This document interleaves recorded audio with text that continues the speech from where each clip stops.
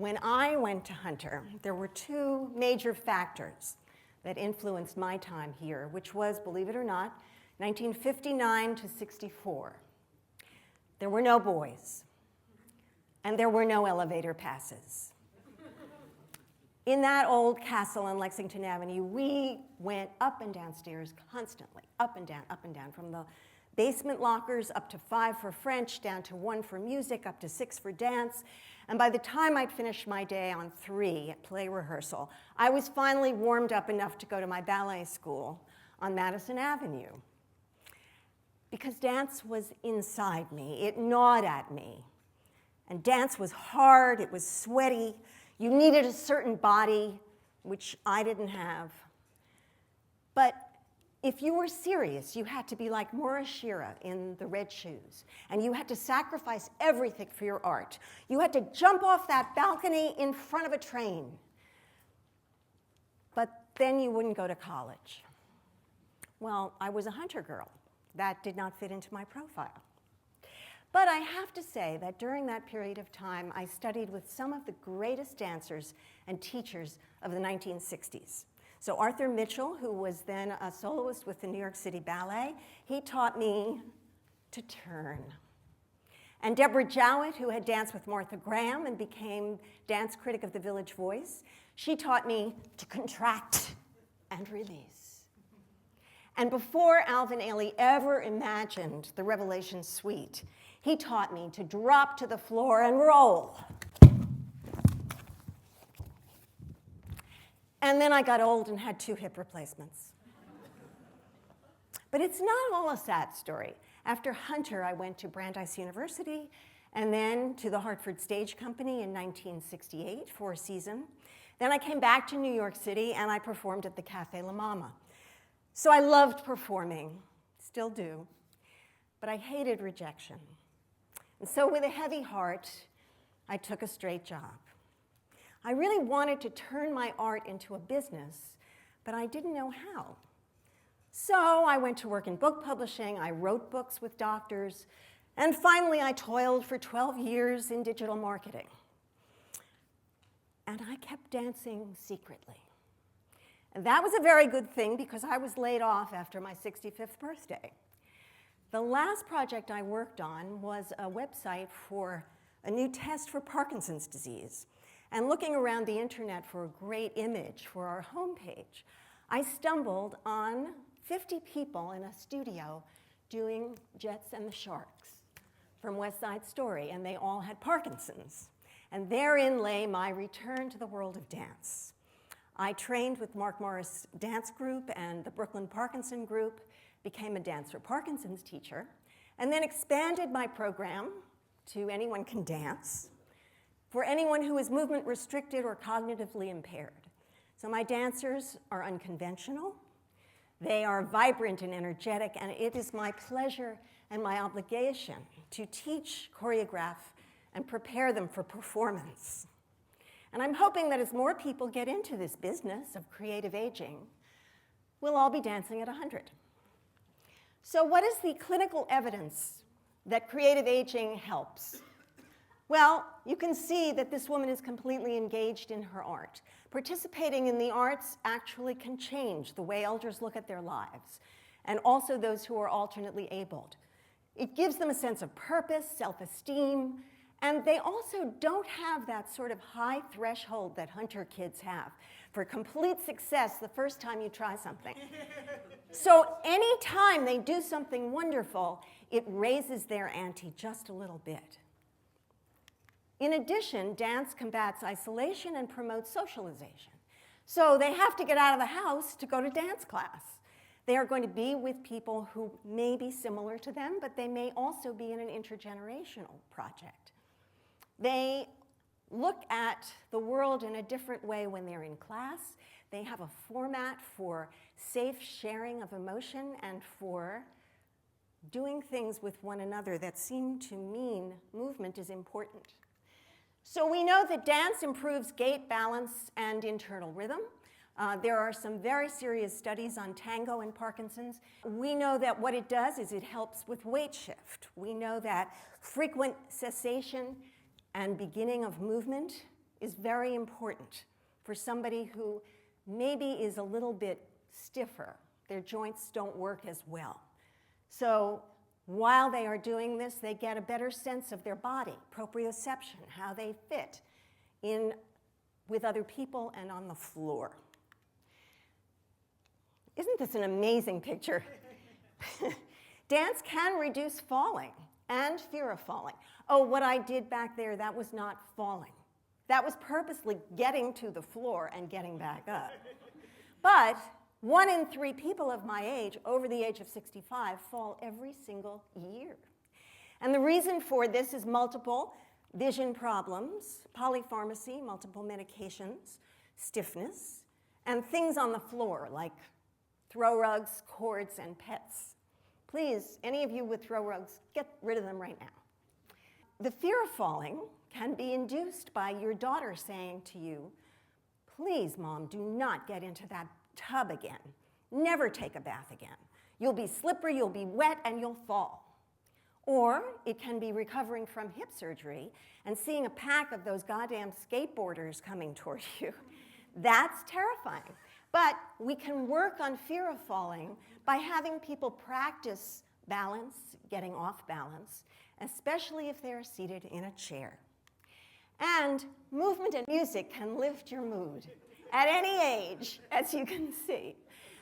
In studies, we see that moving to music actually reduces tension, reduces fatigue, reduces depression, and therefore people who may come into a room saying, I don't really feel like doing anything today, may suddenly, as they hear music from their past, maybe something that they dance to, doo-wop, Motown.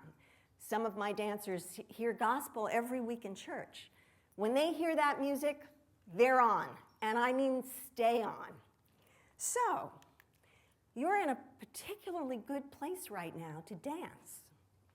So I would like you first, everybody get up and stretch. Oh, isn't it great to stand up? Now you can sit down.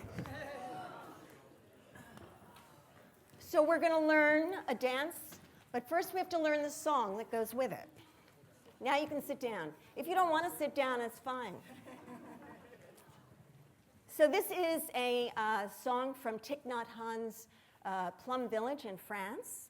And I always teach it to groups because it's easier to divide people up, to do things while they are singing and dancing at the same time. So the other thing that's great about dancing in a chair and singing at the same time is your brain has to work. You have to assimilate what I'm telling you, the movement that you're doing, and the words in the song. So it's a mental challenge and a physical challenge. All right, so just listen. When I rise, let me rise like a bird joyfully. Sing with me. When I rise, let me rise like a bird joyfully. And when I fall, let me fall like a leaf without regret, joyfully. Sing with me. And when I fall, let me fall like a leaf without regret, joyfully. Okay, so the words go with the moves. We're going to rise first like the bird.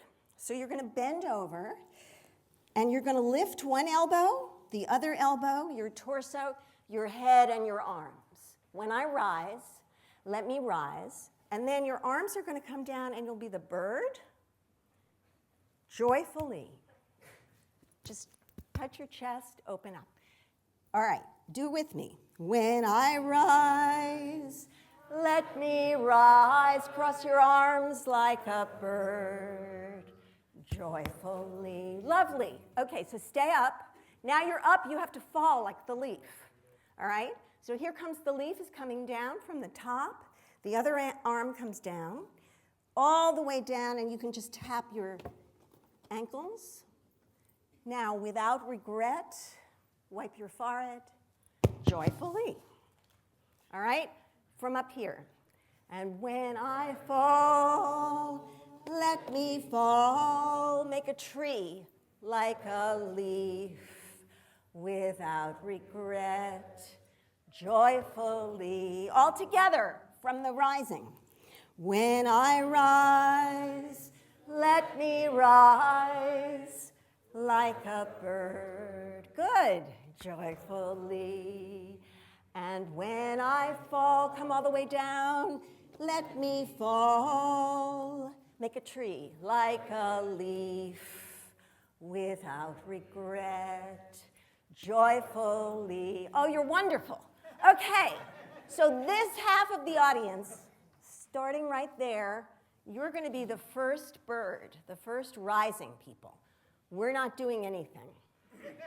You're going to be the bird, you're going to rise, and as you get to being falling, you will be the bird. All right? It's like row, row, row your boat. But you know that one better. Okay. I am going to try and do both at the same time. You will notice there's an extra line, without regret. And so we have to sing the song 1.5 times for us to end up together. So keep going after you finish your deal. All right? I'm going to start with them, and then I'm going to come in with you. And somebody here has to be the leader and be falling. All right? Everyone come down. Don't you do anything. When I rise, let me rise like a bird, joyfully. Be a leaf.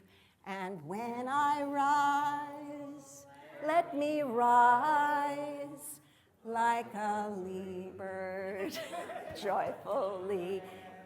Keep going. And when I fall, let me fall like a leaf, without regret. Everyone, joyfully. Yes.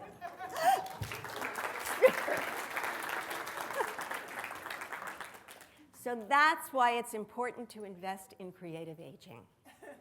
Because my generation and yours are living longer.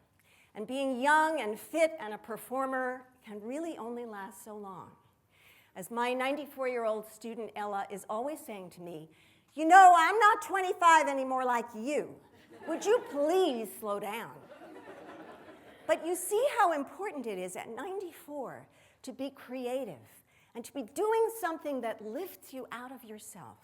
And so, actors, dancers, poets, artists, playwrights should all expend some considerable part of their talent in fostering the work of elder artists.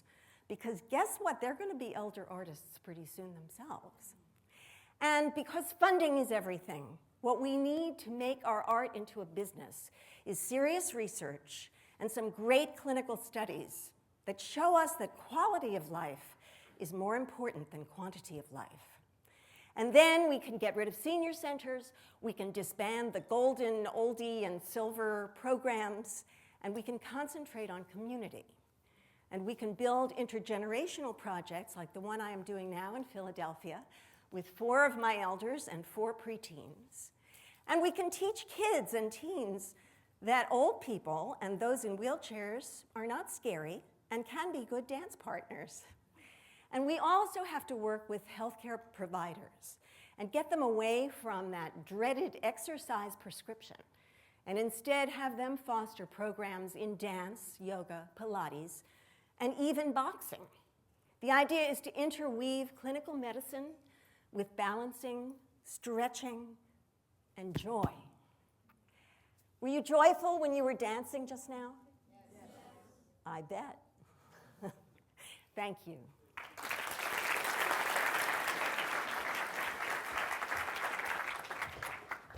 I'm pretty sure I pulled something, but I don't dance a lot.